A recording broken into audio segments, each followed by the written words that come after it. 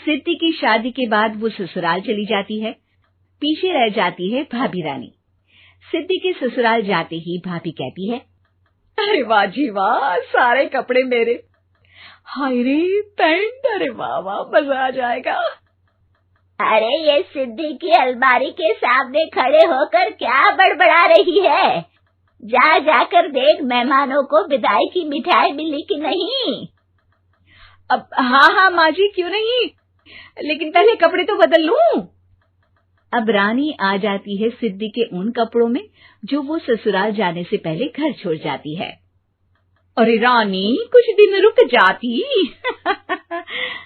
अरे ये तो सिद्धि बिटिया को मैंने ही दिया था, बड़ा ही फबता था उस पर, तुझ पर तो कुछ खास नहीं लग रहा।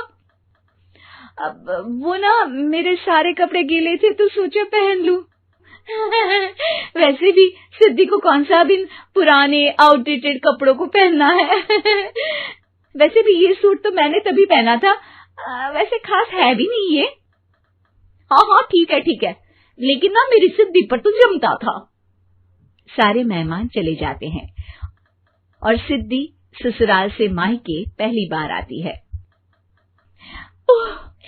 अपना घर, अपना कमरा, अपनी अलमारी।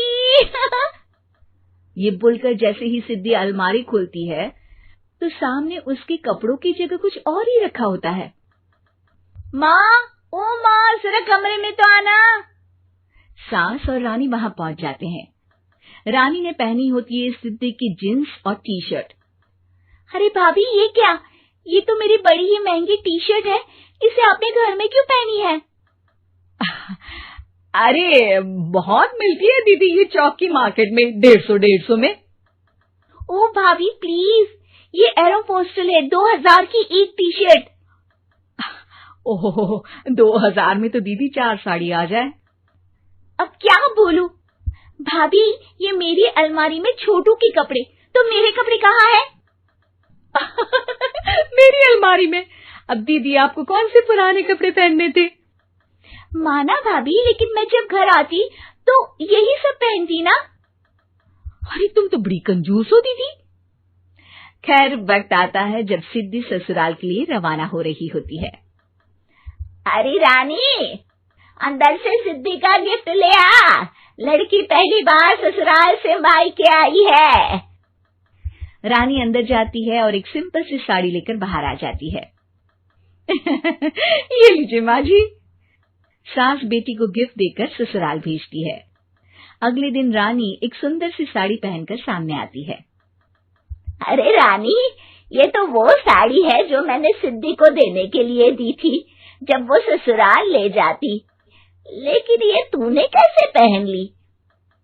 अरे माँ जी, ये साड़ी तो मुझे बहुत पहले से ही पसंद थी, लेकिन चिंता ना करिए, मैंने सिद्धि के लिए भी अच्छी सी साड़ी दी है। हाँ। तभी सिद्धि का फोन आता है। क्या माँ, कुछ अच्छा तो दिया होता ससुराल ले जाने के लिए। अरे पहले दिखा दिया होता। यूं चमकते हुए पैकेट में नौकरानी वाली साड़ी मत दिया करो माँ। अरे बेटे, वो तेरी भाभी ने ना गलती से उससे पैकेट बदल गया। हाँ, मैं कल ही तेरे भाई के हाथ से तेरा वाला पैकेट भेज दूंगी। अरे रहने दो माँ, आई एम श्योर भाभी ने अभी वही साड़ी पहनी होगी जो तुमने मेरे लिए रखी थी। तुम तो समझ नहीं पाई उनको। खैर छोड़ो, मैं ज्यादा बोलती अच्छी नहीं लगती, रहने दो, आपको उन्हीं के साथ रहना है, फिर बात करेंगे। सास को रानी पर गुस्सा आ जाता है। वो उसके कमरे में जाती है जहाँ वो शादी का एल्बम देख रही होती है। रानी, मार्केट जाकर एक ऐसी ही साड़ी लेकर आ, कल प्रतीक जाकर सिद्धि के घर दे आएगा। अरे क्यों माँ जी, कितनी साड़ी देनी है दीदी को? यहाँ कोई सेल लगी है क्या? अरे चुप कर, मेरे बेटी के हिस्से की साड़ी खुद पहन ली, अब ज्यादा ज्ञान बांट रही है। एक दिन सिद्धि का फोन आता है। माँ, मेरी सास ने आप सबको खाने पर बुलाया है। सारे लोग सिद्धि के ससुराल पहुंचते हैं।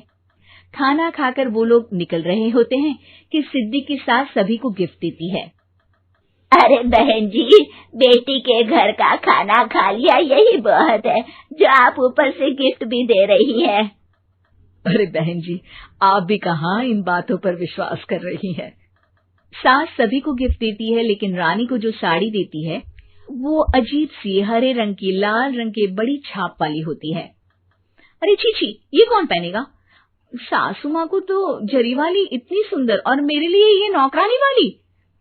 अरे भाभी, दरअसल मैं जब भी घर आती थी आप वापसी में ऐसी ही साड़ी देती थी ना, तो माँ ने सोचा कि आपको आपकी पसंद की ही साड़ी क्यों ना दी जाए।